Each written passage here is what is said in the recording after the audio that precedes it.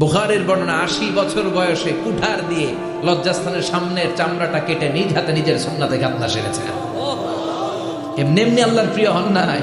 এত বরকতের ফ্যামিলি ওনার ফ্যামিলি যেখানে তাকিয়েছে ওইখানে বরকত, যেখানে পা লেগেছে ওইটা বরকত।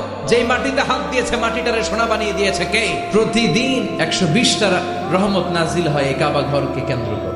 সিত্তুন আলী তাইফিন, ৬০টা রহমত যারা খালি তাওয়াফ করে। এই তাওয়াফের ইবাদতটা ওই জায়গা ছাড়া পৃথিবীর কোথাও করা যায়? আর ৪০টা রহমত যারা কাবা ঘরে নামাজ পড়ে। ৪০ আর ৬০ ১০০, বাকি রইল কয়টা? বাকি ২০টা যারা তাওয়াফও করে না, সালাতও পড়ে না, খালি কাবা ঘরের দিকে তাকায় থাকে। রাজমিস্ত্রিগিরি যখন করতেছিলেন বানাতে বানাতে আর নাগাল পায় না, আল্লাহ বলে এই পাথরটার উপরে দাঁড়া। উনি দাঁড়ালেন। এবার যতটুকু উপরে ওঠা লাগে পাথরটা অটোমেটিক্যালি উপরে উঠে যায়, যতটুকু নামা লাগে অটোমেটিক্যালি নিচে নেমে যায়। কোন পাথরে আপনি ইচ্ছা মতো লাথি মারলে ওইখানে পায়ের দাগ পড়বে।